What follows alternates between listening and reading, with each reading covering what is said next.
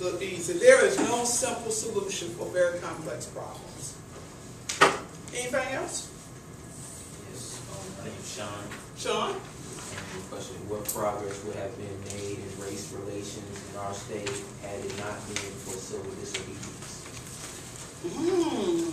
What progress would have been made in race relationships in South Carolina had it not been for civil disobedience? Sean, I'm scared to think about it. I would hazard a guess and say, had it not been for civil disobedience, I don't think you would be sitting in this classroom. I certainly wouldn't be standing here as a respected, by some, member of the General Assembly. Standing here, I mean, this room would probably be lily white. Somebody standing here talking to you would be white. It would probably, the person standing here talking to you would be a man. Because keep in mind that when we talk about civil rights, what that also spawned was women's rights and the rights of women. So golly, Sean, I think had it not been for civil disobedience, we would kind of be up the creek without the proverbial paddle. I don't even want to think about that. That's an interesting question. Ooh, that's scary. It'd be different. It'd be real different. Let's put it that way. Anything further? Hi, I'm Brittany. Brittany? Yes, ma'am. We've heard from lots of people that government shouldn't pick winners and losers by giving tax breaks to some and not others. Why not make all businesses winners? Good question, Brittany. All of them have been good questions. It's easier said than done, and that question is an example of what sounds so simple, but it's really a bit more complex. Let me take a stab at it this way.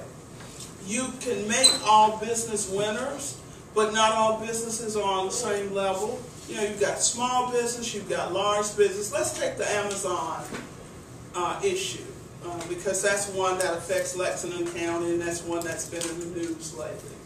And let me tell you that I voted to give Amazon the tax break. And I want to use this because this is an issue of how politicians misrepresent things, okay? If you read what some politicians were saying, you would think that what we were talking about doing was giving a tax break to Amazon that was preferential. Let me tell you what we really were talking about doing. Amazon is an online retailer. Amazon does not collect taxes. Any of y'all ever order from Amazon? You don't pay taxes, right? Okay. That was the issue. The issue was whether or not here in South Carolina we would force Amazon to collect taxes from people who order from them. Well, we chose to say, go fly a kite, Amazon. We don't want your $52 million investment and your 1,249 jobs because this is a special exemption. What we were deciding was whether to renew legislation that had already been in existence for 5 years, legislation that brought QVC to Anderson County, okay? It started out quite simple. But once you get politicians, especially ambitious politicians, who get involved and start framing things, and you, again, go with low information voters who believe what they hear on Rush and believe what they see on Fox, or believe what the next door neighbor said, or the local chair of the party says, then you're kind of at a disadvantage. Here's what we lost with Amazon, in my opinion. And I'm going to stop so that our friends who are passing notes and all of that will be able to do that without having me answer your question and distract them. Here's what I think we lost with Amazon. Number one, 1,249 jobs in a state with double-digit unemployment. The other part of what we lost with Amazon, in my opinion, is the potential for spin-off. Do y'all know what spin-off means? Spin-off means you allow other kinds of industries that service Amazon to develop. For example, when we got BMW here years ago, BMW created a spin-off because they make cars. Well, in my district in Orangeburg County, there is a production facility that works on what? Brakes that service BMW. So if you've got Amazon here, Amazon's going to need all kinds of things that would help the local economy. So it's not just about the 1,249 jobs that Amazon was bringing. It's also about the potential to create other jobs that Amazon would have brought here. Other thing for me, as somebody who is real focused on closing the wage gap, these were good jobs, $80,000 a year jobs, okay? And quite frankly, my position was, you know what?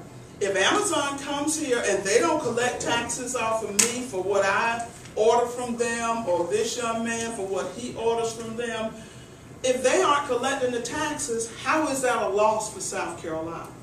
So we told Amazon to go fly a kite.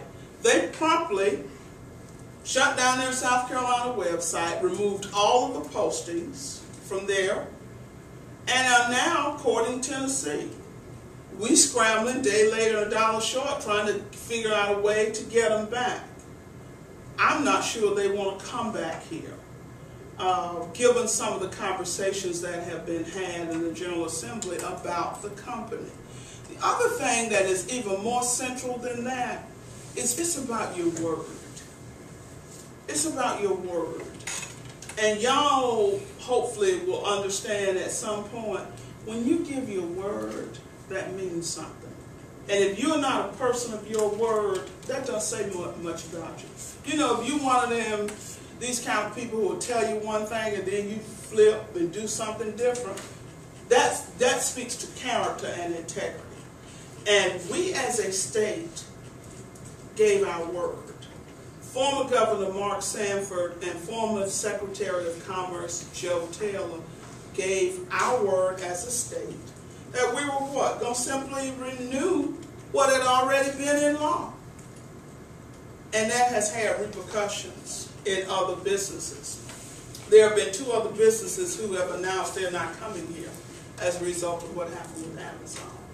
So in order to have winners of everybody, you've got to have people in decision-making positions who aren't going to pit one against the other and who are not going to use the public to get all enraged and go off on misinformation.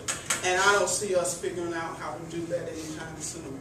I think the best way for us to make winners out of each other, out of business, is to be truly supportive of business, small and large, and understand that we are shooting ourselves in the foot.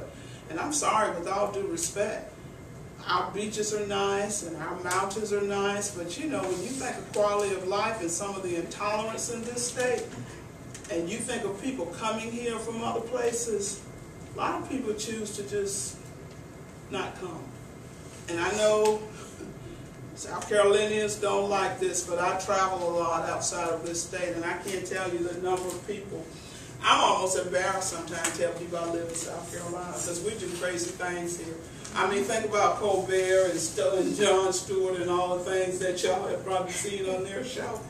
And I've had people when I travel say, Gelda, why don't y'all try that seceding thing again?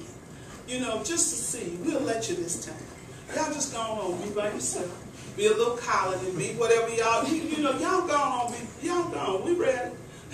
We won't have to do the Civil War thing this time. We'll let y'all go. That's kind of embarrassing, y'all. My feelings be hurt. They do. I'm like, come on, y'all. Everybody in South Carolina ain't stupid. You know, we got some intelligent people in South Carolina. And not all of us marry our cousins and all that stuff that make people think we are. They make people think we're a bunch of hicks. That hurts, y'all. Go outside the state. See what I'm talking about.